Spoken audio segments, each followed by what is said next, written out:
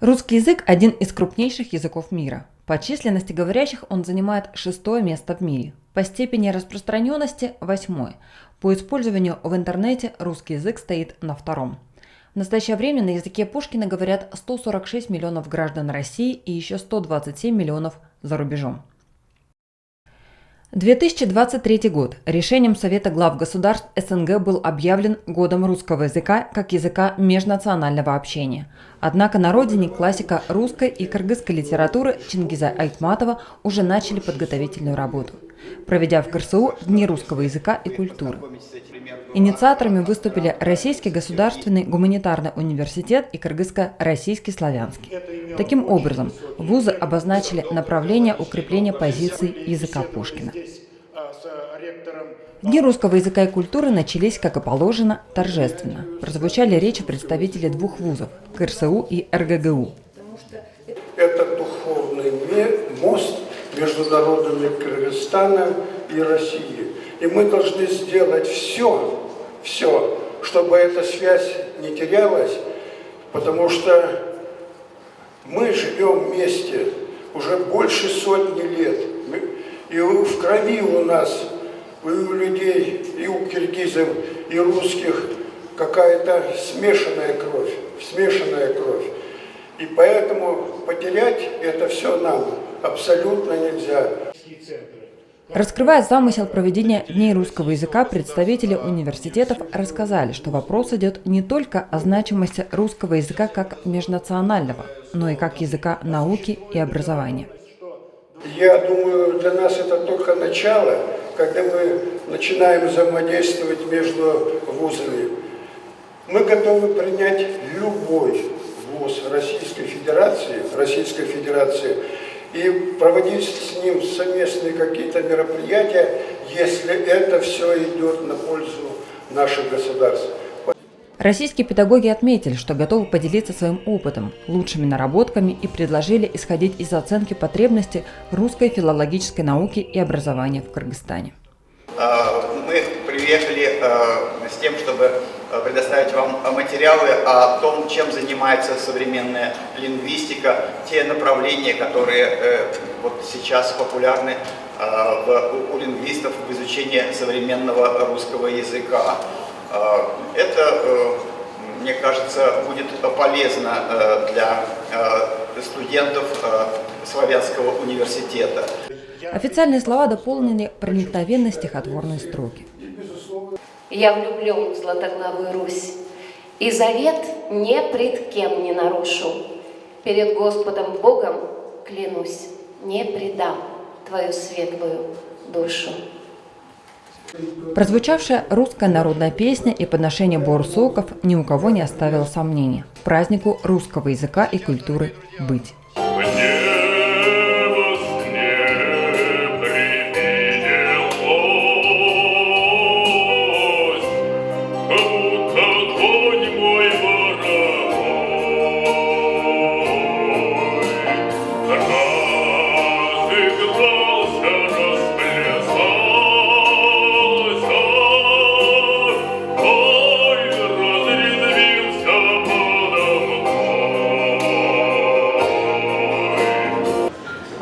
Далее участникам мероприятия были представлены фотовыставка «Россия-Кыргызстан. Вехи дружбы и сотрудничества», подготовленная РГГУ, и экспозиция КРСУ «История российского образования в Кыргызстане».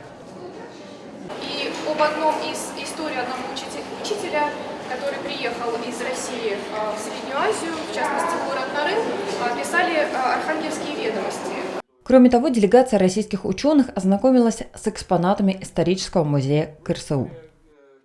Значит, целое подразделение аквалангистов российских, которые работали по заданию Академии наук российской, изучали миграцию песков на Иссык-Куле. И вот с этого началось, значит, наше сотрудничество. Успех Дней русского языка и культуры в КРСУ был обеспечен в первую очередь благодаря ярким выступлениям ведущих преподавателей РГГУ, являющихся светилами российской филологической науки. Они рассказали об изменениях в современном русском языке и тенденциях в русском речевом этикете. В интернете мы видим, как меняется язык. Мы видим, как рождаются новые жанры.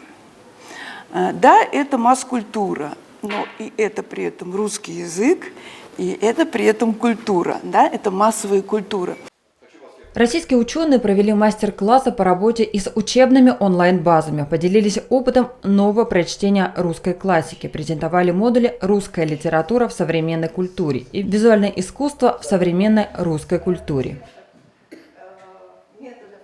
К диалогу с российскими коллегами подключились ведущие кыргызские филологи. Беседа получилась откровенной. В частности, было отмечено, что в Кыргызстане идет острая конкуренция языков. Молодежь все больше выбирает английский, китайский и турецкий языки. В этой ситуации необходимы, считают ученые, новые подходы в продвижении русского языка, основанные на сотрудничестве ученых России и Кыргызстана. В рамках Дней русского языка и культуры состоялся концерт ансамбля русской песни «Сувенир», который в эти дни отмечает 15-ю годовщину своего создания.